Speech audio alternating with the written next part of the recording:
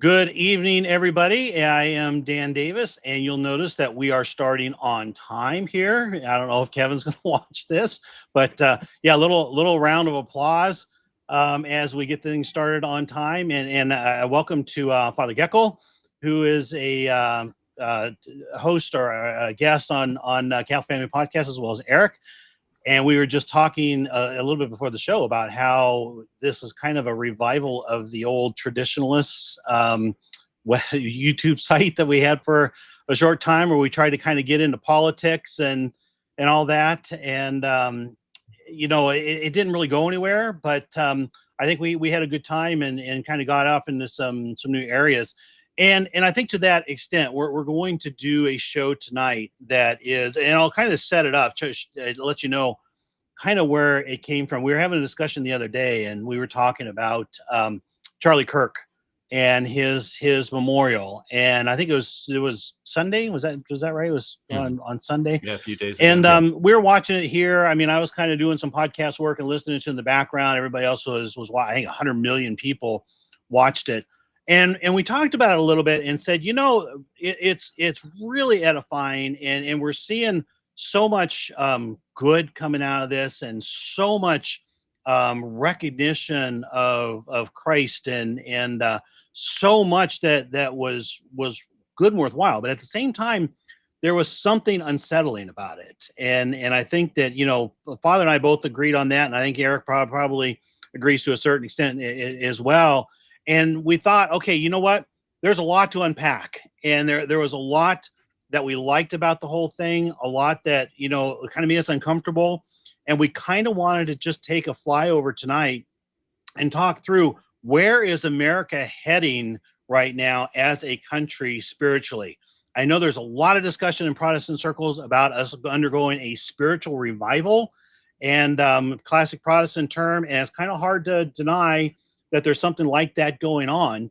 But where are we going? And then more importantly, as true Catholics, how do we handle that? Where do we go with it? Do we celebrate it? Do we look for opportunities? How do we go? So there's a lot to discuss tonight, and I think we're going to go ahead and get into it.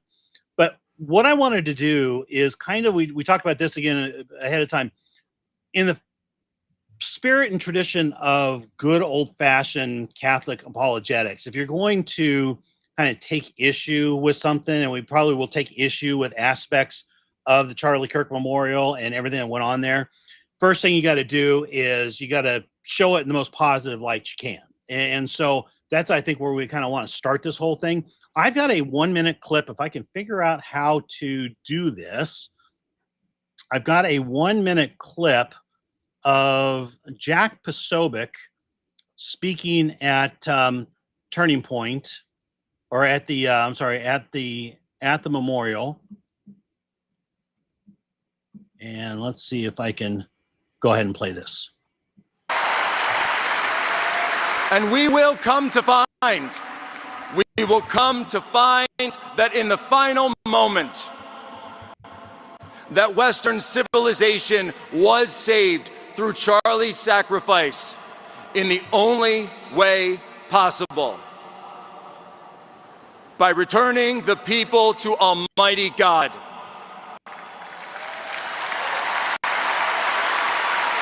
For greater love hath no man than this, than he who laid down his life for his friends. Are you ready to continue the mission? Are you ready to fight back? And are you ready to put on the full armor of God and face the evil in high places and the spiritual warfare before us? Then put on the full armor of God. Do it now. Now is the time. This is the place. This is the turning point for Charlie.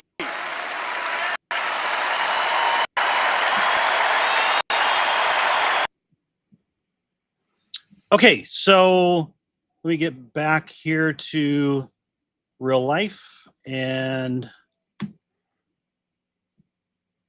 come back to reality here. No, come back to reality here. Yeah, so there's a little clip of stop screen share.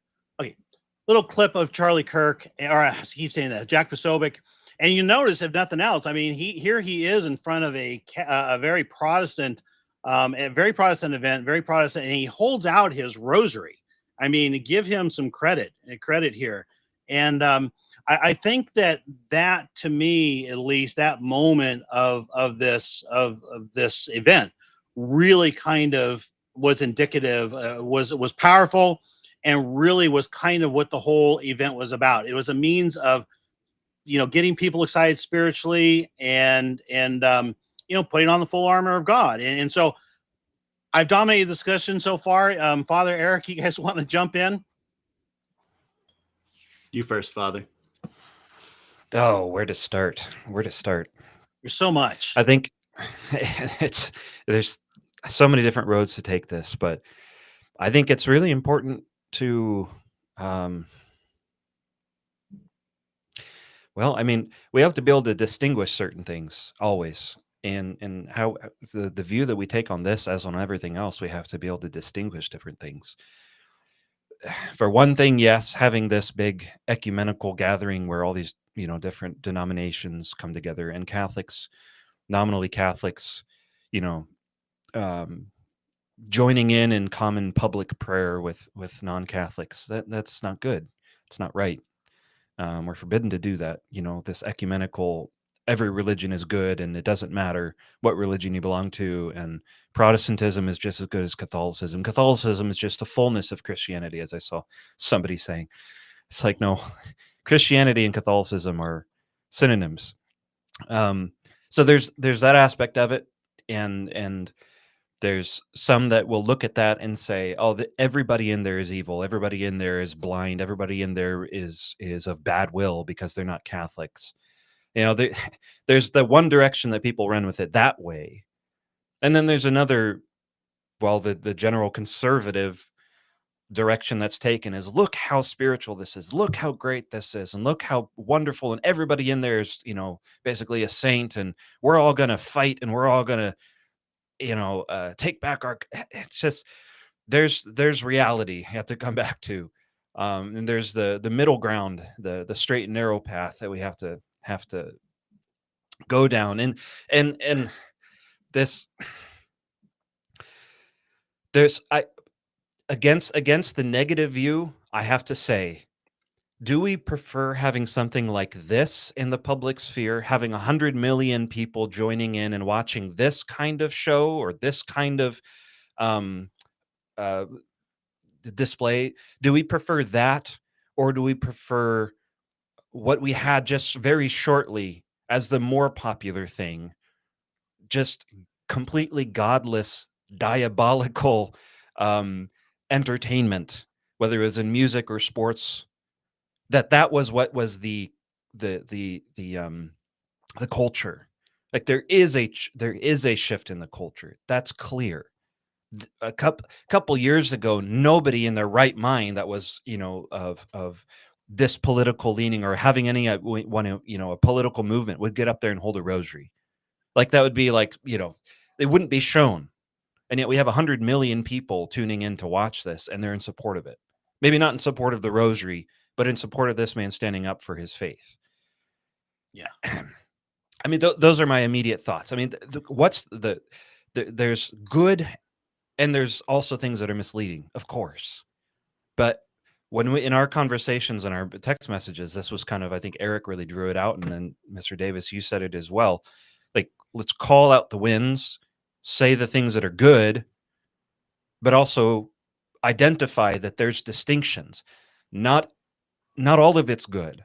Just because somebody says they believe in Christ doesn't mean they've got it. They have they have everything right. And now we're going to follow them and completely support them. It's like, no, there's so many problems with evangelical I could call it Christianity, but it's not real Christianity. Evangelical Protestantism. There's so many problems with it and so many things that are misleading and erroneous. But it doesn't mean that everybody in that is evil and is of bad will, and so needs to be condemned. And we can't listen to anything they have to say. Period. There's a contrast. There's definitely a contrast. Eric, you want to give some preliminary thoughts here? Yeah, no, just piggybacking on what Father said, he's 100% right? You have to take a nuanced approach. in my mind, there were the two extremes, right? There's the one side saying, hey, look, there's a spiritual revival. America is saved. People are religious again. That's not the right way to look at it, right? Because of the ecumenism, right? Catholics and Protestants and really cultural Christian atheists, we know they exist too. All of them holding hands and singing Kumbaya. That's not okay, right? Just because we're fighting this side that's even, further crazy, that doesn't make ecumenism right. So we have to call that out, and we have to call out all the heresies that the Protestant ministers, for example, were probably speaking during that event. But on the other hand, looking at our leaders, honoring and speaking openly about God, about a need to return to faith, calling that, oh, that's obviously from Satan and is heralding the coming of the Antichrist. That's also totally ridiculous. Yeah. Right. The vice president, J.D. Vance, reciting the Nicene Creed before millions of Americans, that can't be a bad thing. Right. Yeah, he may not be a traditional Catholic. We can hope that he's, a Catholic in his mind and he comes around to the true faith. But that can't be a bad thing. There's no way that you can twist that to be an output of the devil. So yeah, I think we should be happy. We should be really actually consoled that our leaders, for the first time in my lifetime, right? I've been following politics for about 20 years now, and this is brand new to me to have politicians, especially some of the most powerful people in the country, speaking about God and faith and the like. So I'd say I'm probably 80-20, 80% happy about it, and then 20% just very cautious about not falling into ecumenism. Yeah, and I'm kind of the same place that where, so on one hand, I look at we have friends of ours, and I'm sure everybody does, that literally have made the migration path from atheism to Protestant to conservative Protestant to Novus Ordo to FSSP to SSPX to Sedevacantism. That's a long road, but we got some friends at our church that literally made that road in I think 2 or 3 years or something like that, which is record time. And we were having a conversation one day. I said, dude, that's like what you've done. That's like hitting a hole in one on a 220-yard par 3 hole. That you've gone that far. Yeah. But I think that he would agree that in order to get to the end point, which was the true faith, which is the remnant church, the the authentic Catholic faith, he had to take the first step. The first step was go from basically a liberal atheism to Protestantism. Just have Christ in his life, and I think to take that first step, and I really kind of think that that's what's going on here, is that we're seeing millions of people who are now. I mean, I know two or three different podcasters that I follow that I didn't even realize that they really weren't churchgoers. They weren't. A couple of them weren't even really Christian. Just really good conservatives. And I think I think 3 of them that said that, yeah, for the first time, I'm going to church and I'm praying and I'm really trying to get right with God. And so, I mean, we have to look at that as a win, and we take our win, but at the same time, it's not a final victory. It's a step along. It's a step along the way. Yep. We say we want to make America Catholic again. You're not going to get there straight from atheistic communism and tranny stuff, right? It's not going to happen like that. And all of a sudden we're a Catholic country. First, we have to become maybe a Christian country, and then a Novus Ordo country, and then finally a Catholic country, right? Yeah. A slippery slope into truth. Right. It's funny, like just anecdotally, whenever, so I know some people who have made that transition, right, from atheism all the way down. I always tell them, make sure you stop here. Don't go any further. Don't go into the Home Alone. Don't go to the Feeneyites. Feeneyites, yeah, exactly. Well, I think a really important thing to point out is, what's required to save one's soul. Grace and will. Right. Thomas Aquinas was asked that. What does it take to save your soul? He said, will it. Well, without grace, the will can't will itself into heaven without God's help. You don't get grace unless you pray for it. And while we can identify that that was 100,000 people there, probably 90% of them were not that reject Catholicism. We don't even get into Novus Ordo distinction and stuff like that, but just completely reject Catholicism. They're evangelicals, they're this, they're that, whatever. But is it a good thing that they're having this ecumenical gathering? No. Is it good that they're having all of these, heretical this and whatever? No. But how many people of those 100 million people tuning in were influenced in a good way to say, I should really pray more. I should go to church. No, false churches are false. They're not means of grace. But God can work with people. God can work with people who are laboring under ignorance that how many of those people have just everything they know about Catholicism is an absolute lie. And so they don't want to be, as Bishop John England said in that thing I read a couple days ago, is like, if the Catholic Church was truly what you all believe it to be, I wouldn't be Catholic, but it's not. But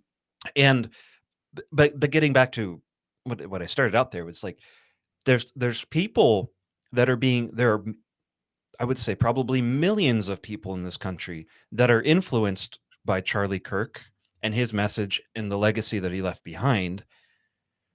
And we can identify that there are problems with his message. But if people are praying, if people change, like one of the hardest things for human beings to do is to change their thinking about something, to change their habits, to change their life. And you have people saying, he was right and they killed him for it. He was kind and they killed him for it. There's something to this whole thing about church and God. And you have people praying now. You have people going to church now. You can distinguish between the false church and the false religion and the errors of that religion. You can distinguish that from somebody making a change in their life and saying, I'm going to start praying now. I'm going to start going to church now. I'm going to start doing better. That's a good thing. And that's what Charlie Kirk inspired in millions of young people in this country.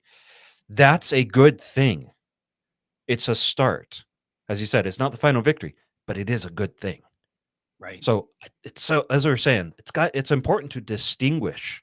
Not everybody in there is right about 95% of matters pertaining to faith, but there's a lot of them that are really changing, really trying to change. And so I think there's a change in a lot of people's wills towards God. Right. Yeah, and we talked, Lisa and I talked about this a little bit during the whole thing. How would this have looked? Suppose Charlie Kirk was one of us, and boy, you want to talk about a crazy conspiracy theory? He was. We haven't gone good authority. I mean, from some folks in Arizona that he was attending church, and he was at least allegedly actually on his way to being catechized into the Catholic Church or into the Novus Ordo Church. His biggest hangup with the Novus Ordo Church was the fact that his popes, to-be popes, were Marxists, and he was trying to, reconcile that. And so, I mean, I look at him and it's like, whoa, at least he would have had an opportunity to maybe, eventually come our direction. I don't know if he would have actually gotten there, but we talked about, let's say that this whole event had been a Catholic traditional funeral and had been watched by, same thing, millions of people. I mean, we can probably say this about John F. Kennedy. It would have had a very, very different feel to it, because I think that, and this is where I start to get into what was unsettling about it, was that our relationship with God, even though the Protestants like to talk about having a personal relationship with God, and that is kind of what our faith is about. But at the same time, a funeral is a sacrament. It's a time to honor the dead, but it's really about honoring God more than it is a pep rally, which is really what this became for Charlie Kirk. And I think that was part of what unsettled me a little bit, was the fact that there's a somber nature to how we as Catholics treat death that I don't know. I don't even know where to go with that, but that I think was part of what unsettled me a little bit.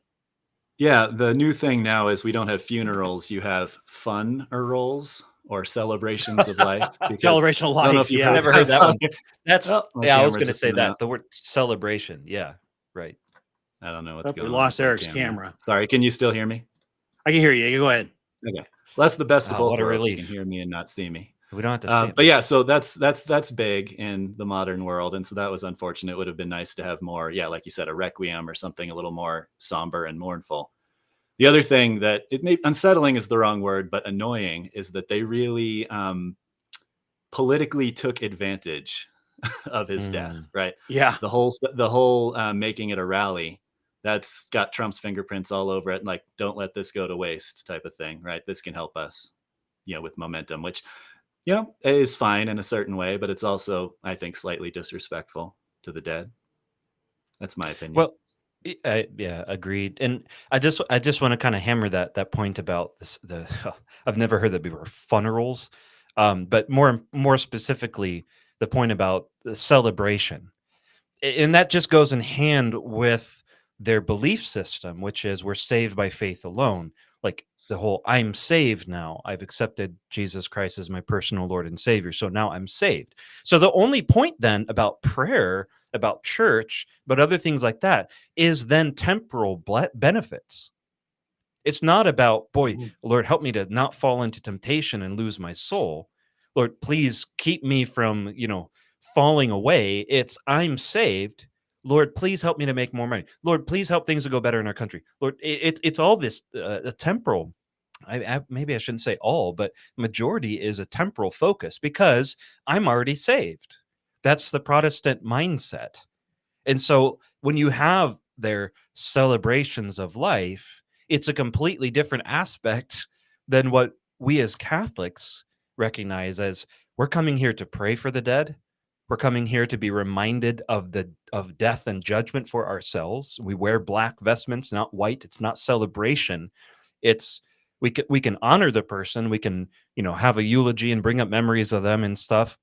But there's a different focus. It's not a celebration.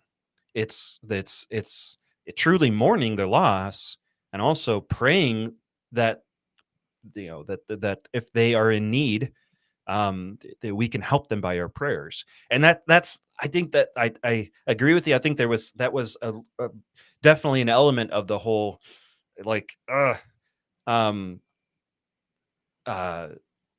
kind of just it was unsettling. Some of it was unsettling. Just it was this big peppy thing, and I mean, politics, it's a political thing. It's a political organization he started, and they want to move people and they want to get people motivated to help out. So yeah, that makes sense that they would take advantage of that. But I don't know. You would think they'd want to have a private funeral rather than turning it into this big giant thing that they did. Yeah.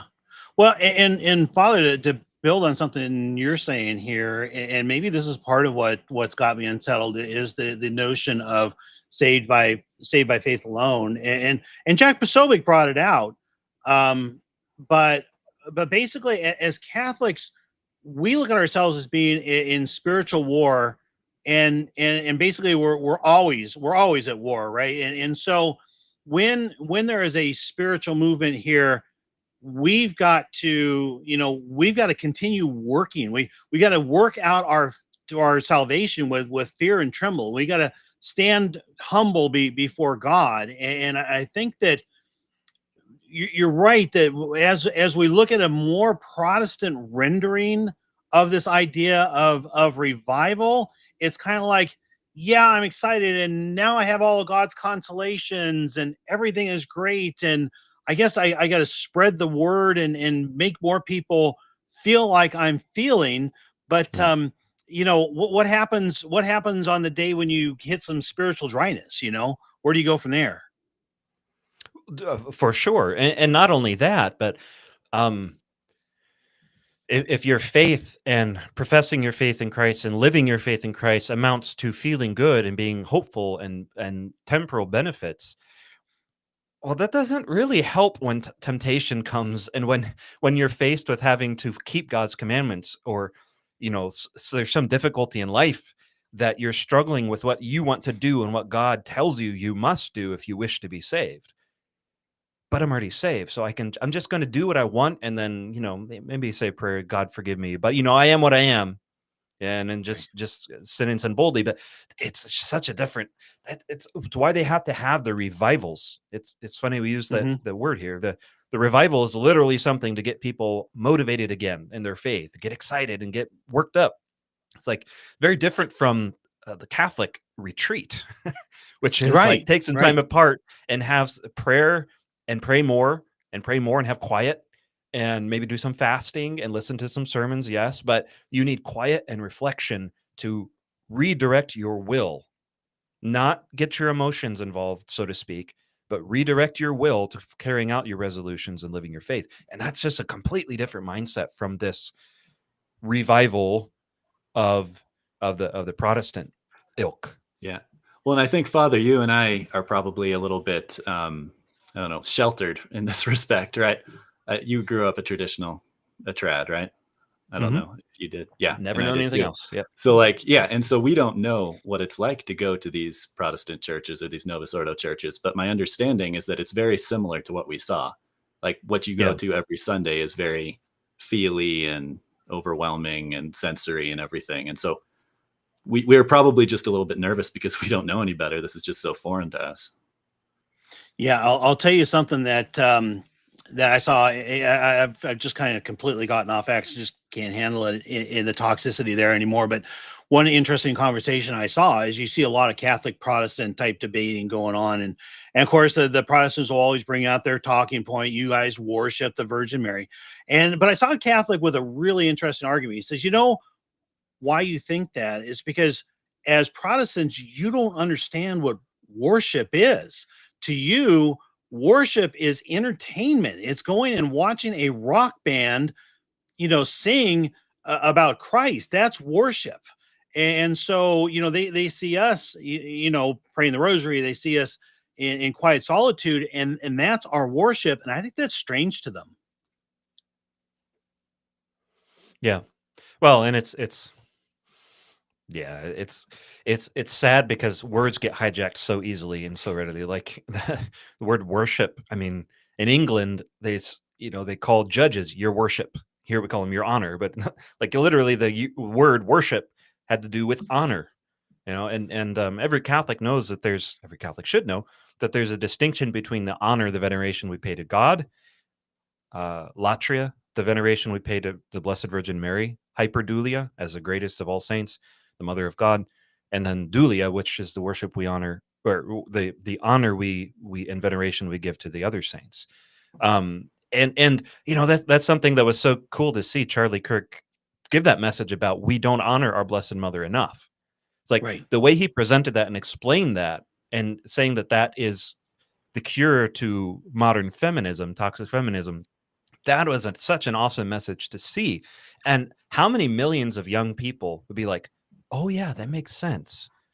I've got this propaganda that's been shoved into my ear since I'm growing up that Catholics worship Mary, and they worship Mary, and they worship Mary, and they worship Mary, and that's bad. And she's just any other woman. And then you have somebody like Charlie Kirk say, no, we don't honor her enough. Right. Tell me that's a bad thing. Yeah. Tell me that's a bad thing. Yeah. Well, oh, go. Do you want to go ahead, Eric? No, just really quick. Like if there was one thing that made me not extra confident, but less hesitant to say maybe he saved his soul, it was that, right? Yeah. Honoring Our Lady and promoting the honoring of Our Lady. She's not going to take that lightly. Yeah. No. Oh, absolutely. And I know for me, one of the things that's really come out, and I've seen a lot of this recently. We started talking about the extremes that are out there, and on one extreme, you got people saying, "Oh, Charlie Kirk was Mossad. He was part of forget the fact that it's coming out now that he was starting to purge Jewish donors from and he was kind of starting to distance himself from Netanyahu and a lot, but they'll trash him as some kind of just reprobate because he was a public figure. And then on the other side, you got people that worship him as if he's some kind of true Catholic saint. And I Right. think one of the things we really, really have to focus on, especially in these times, is looking down the middle. Virtue core is in the middle course, and making sure not to get caught up in these black and white, simplistic, non-nuanced explanations of things, and understand that most of these things are going to have elements of good and elements of bad, and we have to be careful about trying to oversimplify and distill down to something that's pure good or pure evil, because it's just usually not. It's just Every very her- easy in human nature to do that. Sorry, Father. Yeah. Go ahead. No, especially when pride and passions get involved. I mean, pride is a passion, but it's at the root of all the others. And every heresy has been an exaggeration, one direction or the other, of the truth. So you take one teaching of the faith, and then you water it down, you get into heresy. If you over exaggerate it, you get into heresy. Okay, every heresy has been started with some truth of the faith and gone too far to the left or too far to the right with it. And when looking at somebody like Charlie Kirk, we hope he saved his soul. We're not like the Diamond Brothers, who probably put out a video already saying how he's in hell already because he did not openly profess Catholic faith. We don't know what that is. We have two truths that the church has taught. And this would be a great video for another day, just this topic itself. But there's the truth that outside the church there is no salvation. And then there's the truth that those who through no fault of their own, through invincible ignorance, if God knows that but if they are given the grace of supernatural faith and charity, they can save their soul. They're not members of the church. Extrinsically, Pope Pius XII made a little bit of a distinction there. They're not members of the faith of the church in that way, but there is a desire to do God's will. Now, who exactly falls into that category, we do not know. This is something that God knows, not us. We cannot start having masses in honor of Charlie Kirk because he's a martyr for the church. No, we can't do that. That would be taking the truth and watering it down. Okay. But we also shouldn't be saying, oh, he's in hell. God knows, not us. Right. We shouldn't be saying, oh, well, there's nothing good that he's ever said because he didn't come to the ultimate true conclusion. Okay. There's extremes, and virtue follows the middle course, and the truth is in the middle as well. And maybe this would be a good time for me to jump in here with some quotes from Pope Pius IX, because since I brought it up, pardon me if this isn't the right direction you wanted to take this, but no, go ahead, go for it. I got to throw this in here. We're going whichever direction you lead, Father. We'll follow. Okay. That's right. This is something that I always like to bring up when talking about this topic, because it's so clear that there are things that we leave up to God while professing what the church teaches, these truths. Okay, I always explain it. It's like, okay, it's like the Trinity. There are two truths that has been revealed, that there is one God and three divine persons. If you start saying there's three gods, heresy. If you start saying there's only one person, heresy. There's all of these different heresies that you can get into. These evangelicals that are saying, well, Christ is important, but he's not God. It's so frustrating because there's these truths that have always been held by the church. But again, there's these two truths that have been revealed by God, and you must profess both of them. There's all this in between, and both sides are taking it too far, but that gets into heresy, denying what Christ has revealed. And the church, the true church, has explained this very delicately, but also very truthfully, without watering things down. And for that purpose, I wanted to share this from Pope Pius IX. This is, if I can pull this up and read it. I don't know if you can even see that on the screen. Yeah, let me try. It looks good. It looks good, Father. Is it clear? Okay. Yeah. All right. Yeah. So this is from Pope Pius IX, his allocution Singulari Quadam of December 9th, 1854. And this is, again, Pope Pius IX, the one that wrote the Syllabus of Errors and condemned all of these modernist heresies and such. He was by no means a liberal, okay? He was not a modernist by any means, okay? And if anybody needs ammunition against the Diamond Brothers, this is it. Okay, So, from Pope Pius IX, for it must be held by faith that outside the Apostolic Roman Church no one can be saved, that this is the only ark of salvation, that he who shall not have entered therein will perish in the flood. But, on the other hand, it is necessary to hold for certain, this is no uncertain terms here, okay? This is not dubious, this is pretty clear. But on the other hand, it is necessary to hold for certain that they who labor in ignorance of the true religion, if this ignorance is invincible, are not stained by any guilt in this matter in the eyes of God.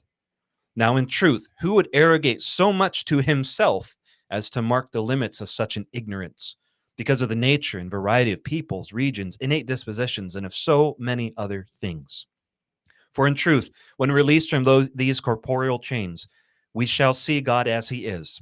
We shall understand perfectly by how close and beautiful a bond divine mercy and justice are united. But as long as we are on earth, weighed down by this mortal mass which blunts the soul, let us hold most firmly that in accordance with Catholic teaching, there is one God, one faith, one baptism. It is unlawful to proceed further in inquiry. But just as the way of charity demands, let us pour forth continual prayers that all nations everywhere may be converted to Christ, and let us be devoted to the common salvation of men in proportion to our strength. For the hand of the Lord is not shortened, and the gifts of heavenly grace will not be wanting to those who sincerely wish and ask to be refreshed by this light.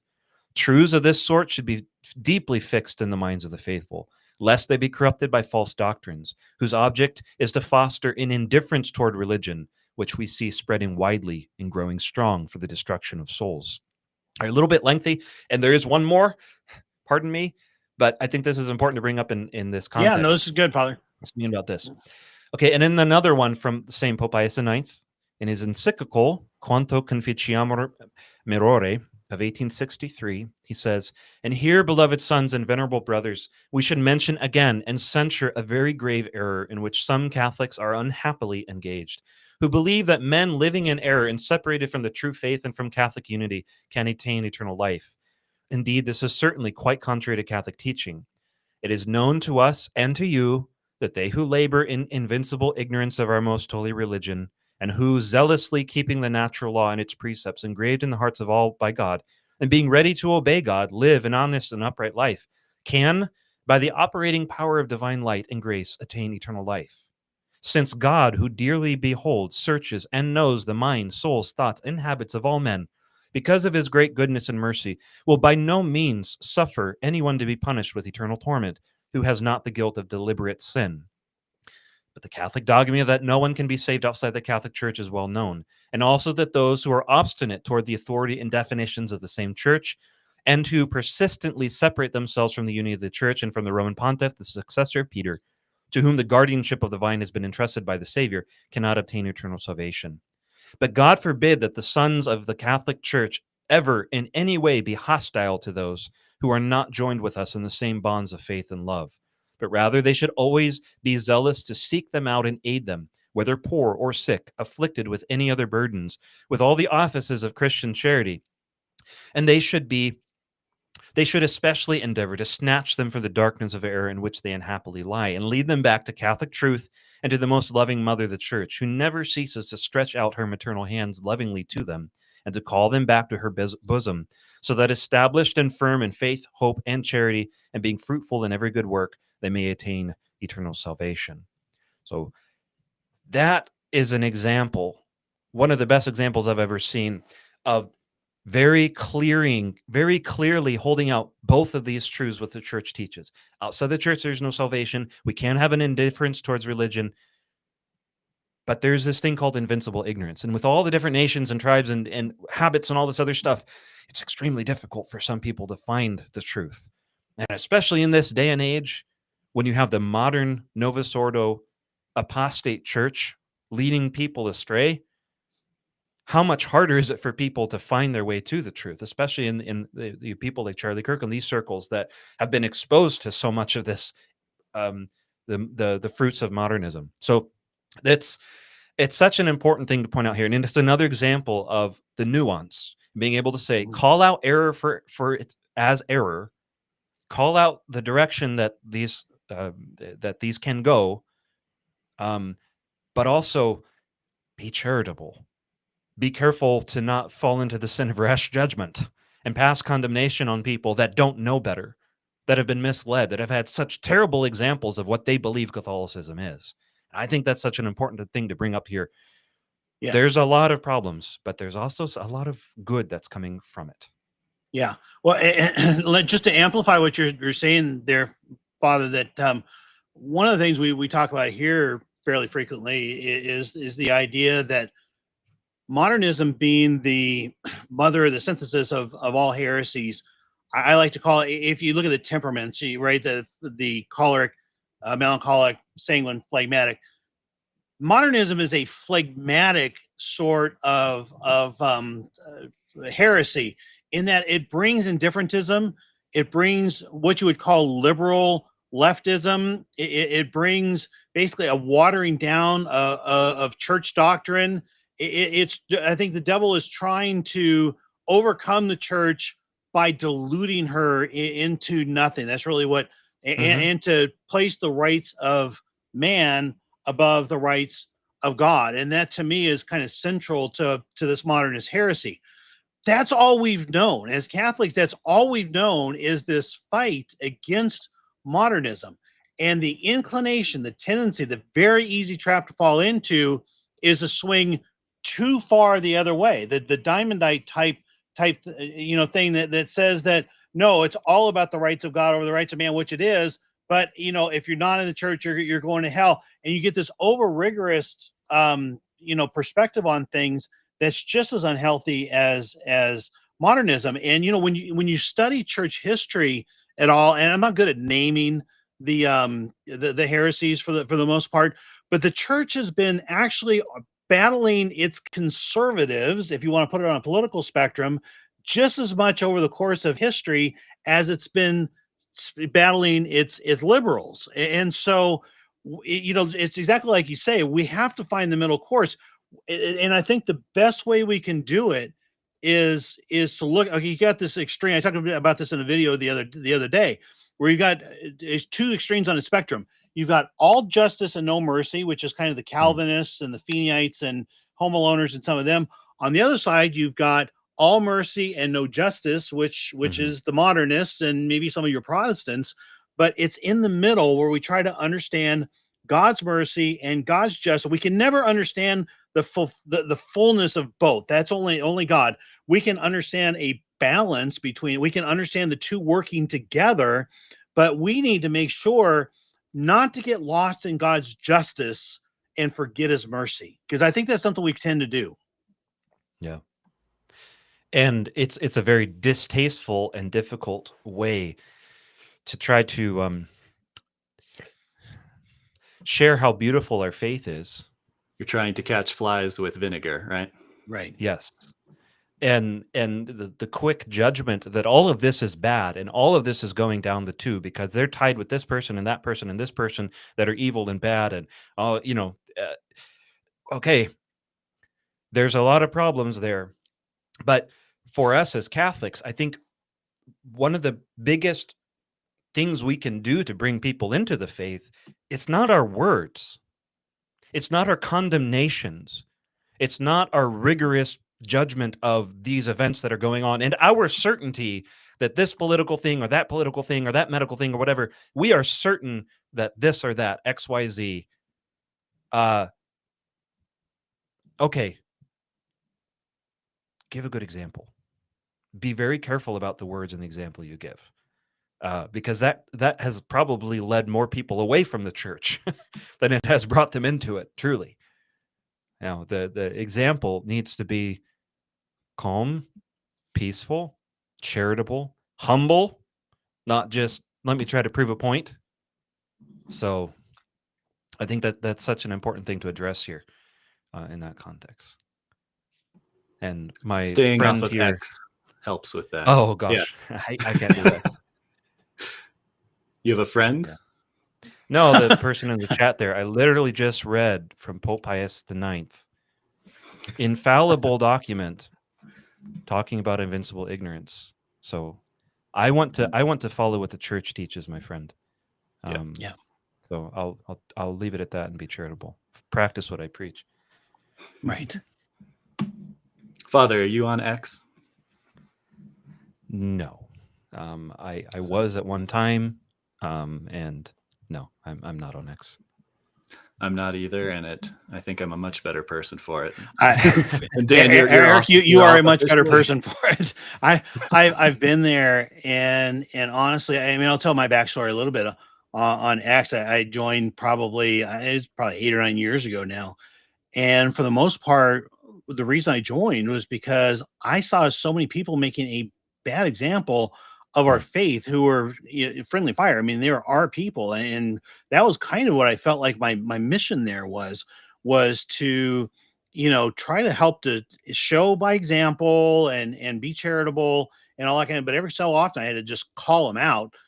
People who were making a bad. I mean, basically our people were we know how the Fenites are, and we know how they behave and are. Well, we were the same way, and I was trying to clean that up, and got off for a long time, came back on, and now it seems like that's kind of where we are. Is we're not giving a good impression to the rest of the world of who we are as Catholics. And here's what I would say, if you, especially for somebody out on X, and if you're somebody, I was telling somebody the other day that if you look at, okay, you want to warn the world, you want to warn them about Donald Trump, you want to warn them about the JEWSs, you want to warn them about the state of the world, guys, that's child's play. That's dime a dozen type of stuff. If you really want to make a difference, you want to go out into X, okay, spread the light of the gospel. Talk about our Lord Jesus Christ. Talk about his blessed mother. Talk about the church. Talk about the saints. Talk about the wonders of God's great creation. And if you don't have anything to say in that regard, just go out and put ejaculatory prayers into your timeline and let people read those. Okay. That's how we can go out and spread the light of truth. Because I mean, when I go on X, it's just kind of it's a cesspool. It seems to turn into just a pitting of I'm right versus just a pitting of egos against each other. That's what I can't stand about it. It just seems to be so much of that. And Father, as a priest, I guess you aren't on X, but I've heard there's also a lot of lay people being very disrespectful to priests and bishops also going on there. Yeah. The first time I went on X, it was under my actual name, Father Timothy Geckle. And then I started following all these other traditional Catholics, and it was like, oh man, that was awful. So it was so bad. I could not stand it. It drove me crazy. It made me so angry the way they would talk about other priests and bishops and popes too. True popes, not the apostates.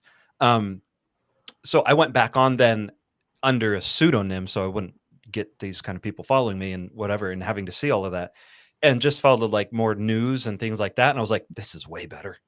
It's pretty sad. It should be the opposite. Yeah. When your politics is better than your religious discussions. Holy smokes. That's not good. Yeah. Not good. Yeah. There's sorry, did you have something you want to say? Nope.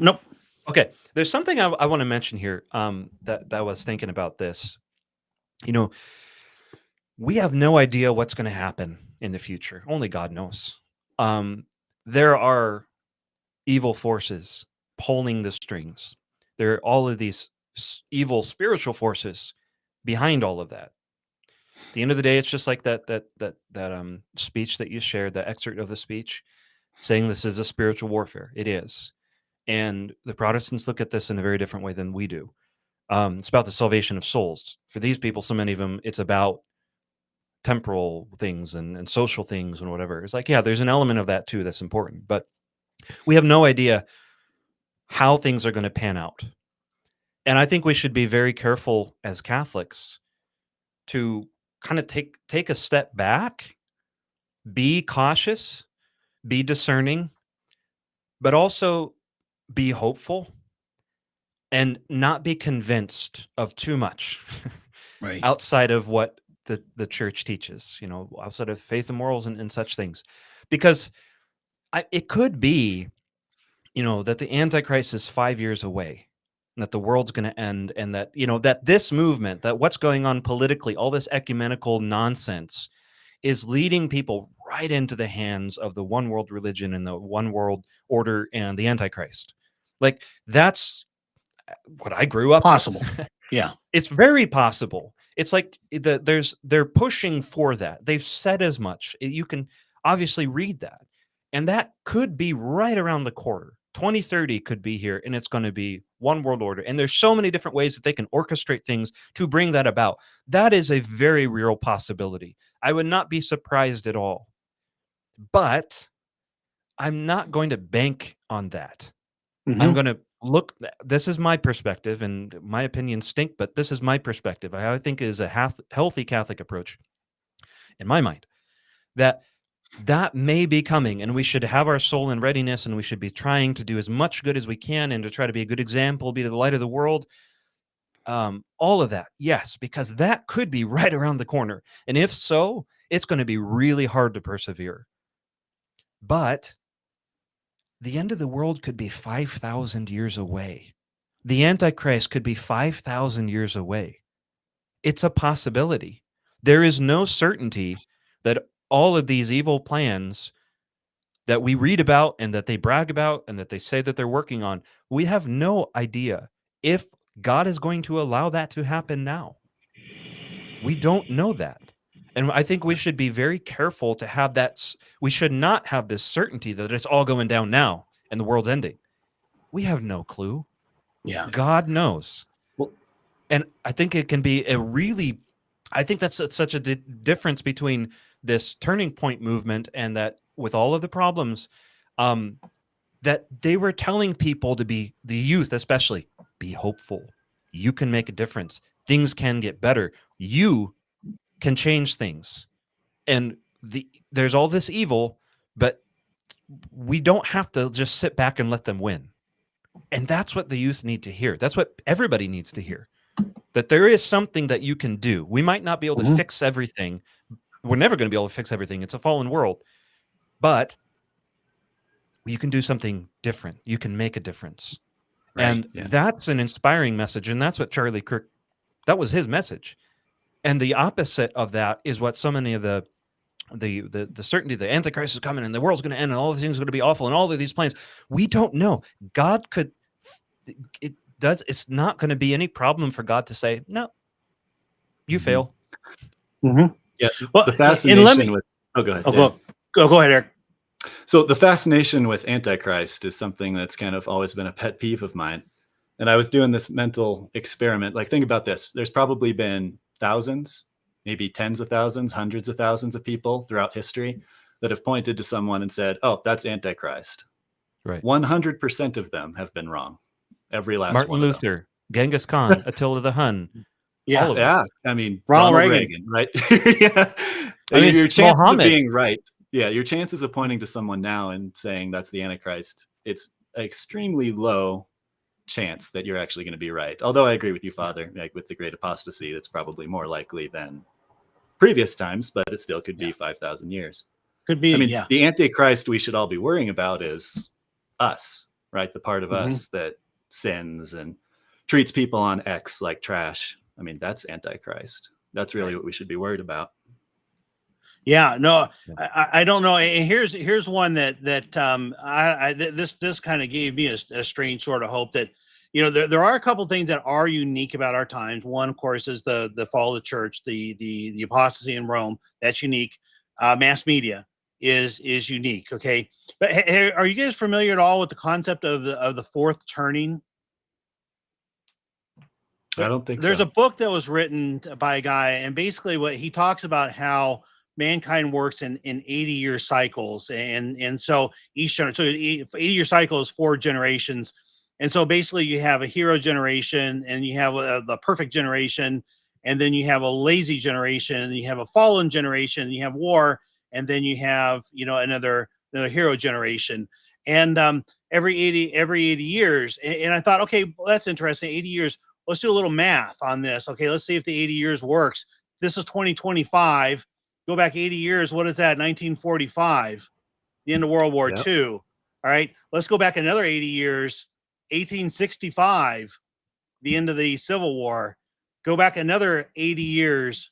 1785, the Revolutionary War. Holy Okay. Wow. So I think when you just That's look at interesting. these patterns, we are in a time right now that is going to have a name. It's not going to be the Charlie Kirk era, but it's going to have, maybe it's the communist era. I don't really know. It's hard to say, but I do think we're heading for times of turbulence. Okay. Not necessarily the end of the world. Maybe it's just like you say, Father, and just like you say, Eric, maybe it's the end of the world. I don't know. Maybe it is, maybe it isn't. But we got to remember we're soldiers of Christ, right? We need to be the person that the guy next door wants in his foxhole. We need to be ready to fight our enemies. We don't have the luxury of basically just sitting back and saying, no, we're going to let our children, I'm just going to sit on the sidelines. I'm going to call out a bunch of these evils, and we're going to let our children handle the problem. We need to fight and fight now. The greatest way we can fight is on our knees in prayer and sacrifice and fight spiritually. Yes, definitely. And change. Right. Change your life. That's the most important thing. We're continually having to make conversion of our lives to turn back to God more fully. And I want to, if I could just answer this comment from Commodus here. Do people know that the last line in the Bible says, "He that giveth testimony of these things saith, Surely I come quickly. Amen. Come, Lord Jesus." So as a Catholic, aren't we supposed to believe it? Yes, absolutely. But time is a very relevant thing. What is quick in the eyes of God? I mean, what is a day in the eyes of God? Christ may come tomorrow to judge me. I may die tomorrow. Doesn't mean the end of the world is going to be tomorrow. It will be for me, but for everyone else. So, yeah. So yeah. Certainly, in the eyes of God, it's the day of the Lord. It's.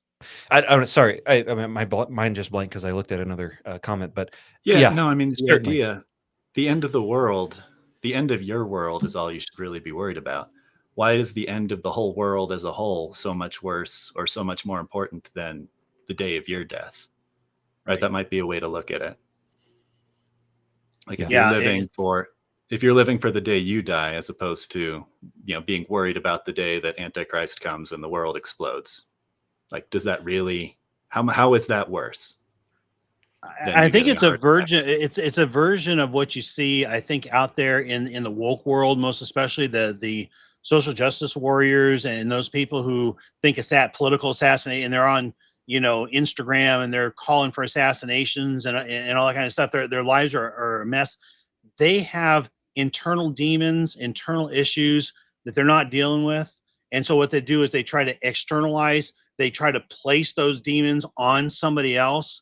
And basically, rather than focusing their efforts on improving themselves, they're thinking, hey, I'm going to go out and I'm going to save the world, and I think there's a little bit of that mentality that goes if we have an unhealthy degree of concern or focus on the Antichrist and the end of the world, I think that it can be an indication that we're not taking our own spiritual health, our own body, mind, spirit, all those things solidly enough, because we're allowing ourselves to externalize our own demons. It's a great distraction and a great way to be a victim, right? You can't control the end of the world coming, but you can worry about it, fret about it, complain about it, rather than looking internally and just fixing your issues. Right. Yeah, I agree. I think there's more than just a little bit of that. Well, and I mean, it's you don't want to universalize a statement, because you can have people that are, that talk about these things and believe this position that are way, way holier and more disciplined than I am. I'm not saying that, not saying that at all. It's not always that. There were saints that believe the end of the world is coming soon. So it could be a symptom. It could be that, but it's also hard not to be cynical in the world we live in. It's really hard not to be. No, fair enough. Good point, Father. Yep. And I know the way I like to do it is I'll take I got to tell a real quick story here. I was listening. This is many, many years ago. I was listening to some kind of faith-based. I think it was Protestant. It was faith-based radio show late at night. This was before internet, before anything else. And there was a host on there that was talking about the Antichrist, and he had done all his studies and read the Bible, and he was a Bible-believing Christian, and he had come to the conclusion that Prince Charles was the Antichrist, and it had something to do with the coat of arms, English coat of arms, and something. I don't remember exactly what his case was. First caller comes on and says, I don't think you have your facts straight here. And this guy who was on the show literally says, do you believe in the Bible? Because if you believe in the Bible, you believe that Prince Charles is the Antichrist, And I think they cut the show off at that point and went on to something else. But I mean, you see people, and to Communist's point, you're right. Just talking about something is not worrying about it. But I think it can become an unhealthy. I've been there, guys. I mean, I like to tell people who are kind of in that black pilled place that I've been there as a black pillar and somebody who was overly concerned about the end of the world, overly concerned about the political scene or the black helicopters or somebody coming and raid my house overnight or whatever it was. And it wasn't healthy for me. It wasn't healthy for the children. It didn't win converts. It didn't really produce any good fruits. Yeah, I go through phases of it myself, depending on who I talk to, what I listen to. Right. I mean, Yeah. it's hard to sort through everything that's going on in the world. Yeah. And we do need to be, we need to be, what is it? We need to be clever Wise as as serpents. wise as serpents, and gentle as doves, or Yeah. at the same time. And so, yeah, I mean, we do need to keep our antenna in the air. For the most part, for me, what I try very, very hard to do, and really this is kind of coming off of my black pill days, is I look at all of the different theories out there. Oh, wow, that's nice. That's nice. That's nice. That's nice. And I don't really press it, I don't pass judgment on pretty much any of them. But then as the facts come forward and, presidents come and go and history starts to play itself out, well, some of the false theories absolutely prove themselves out to be false, and you can kind of throw those aside. Others kind of hang in there, but still I don't throw in with any one theory, and we just kind of let things play out. And they're gonna, I guarantee that if we all wrote down and say, how is the next 30 years going to play itself out, every one of us is going to be wrong. Going to be way wrong. Yeah. Yeah. Not me. I'm going to be right. Father will get it. No, but it's just again, just re-stressing the point. Protestant revivals are not the answer to the problems in our country, but bringing people back to the realization, teaching the youth that you need to pray.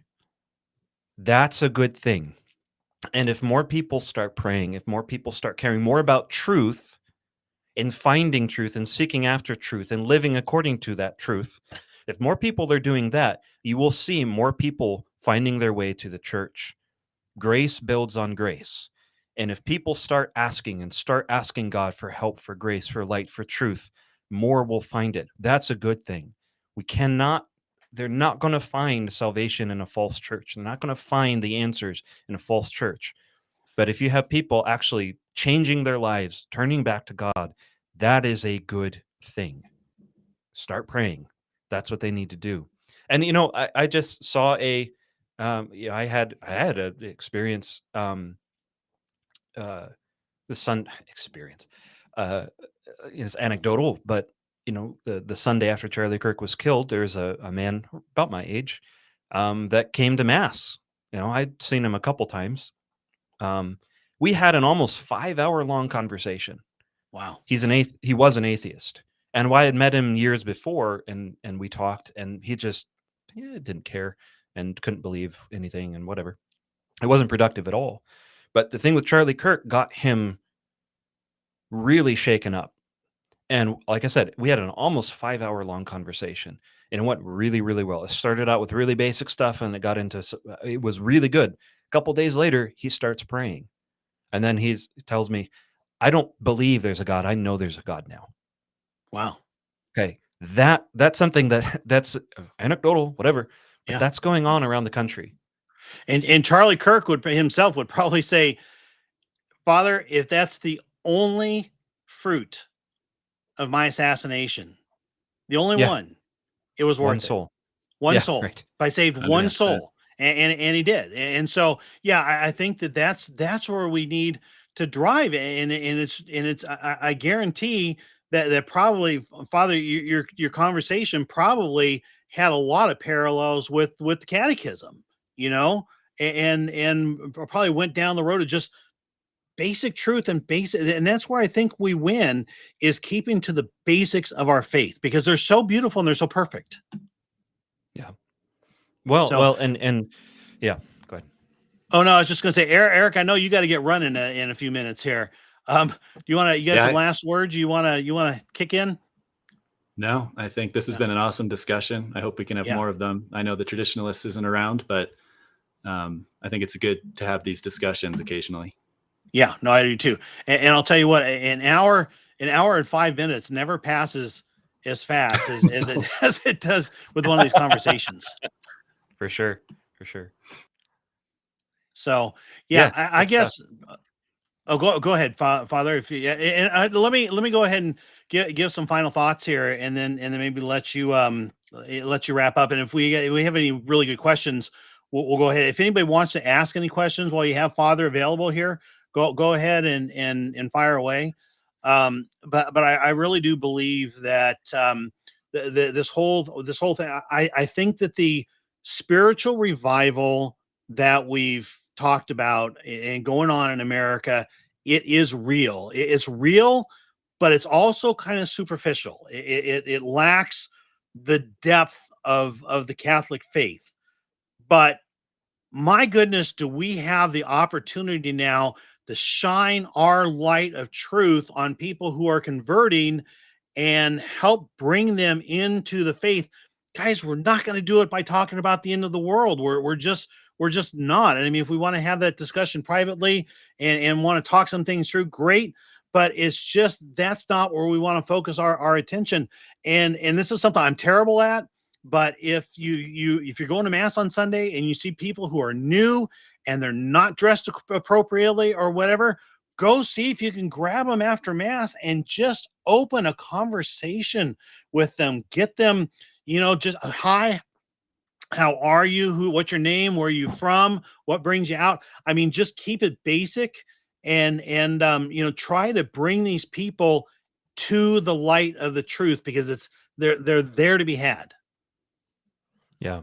Father, I'll let you go ahead and keep in mind, it's excellent advice that you gave. That's a very good practical thing that you can make a difference in. But remember this, and I think every one of us would agree with this. You meet those people, they probably won't remember your words, but they will remember your example and your behavior and your demeanor. If you are kind to them, if you are truly care about them and show it, they will remember that. They might not remember anything about what you tell them, but they will remember how you acted towards them.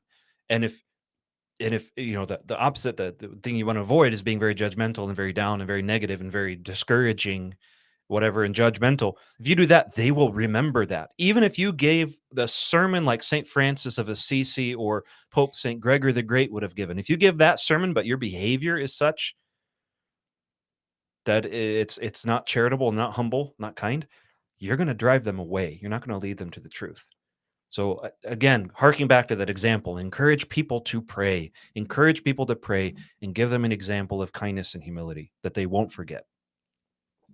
Yeah, absolutely. So I think with that, guys, this is, man, I can't believe how fast this hour goes. But and I really appreciate everybody in the comments. We'll see if we can do it more often. It's difficult time-wise, because we're all working for a living. Obviously, Father, you don't work 8 to 5. You work like midnight to midnight, 24/7. 24/7. Yeah, On and call, so we anyway. right, you're always on call. We just take your time. We totally understand. Anytime you get called away, you can't show. But the hard thing for Eric and Eric, I think you probably had to sacrifice a little bit just to get here.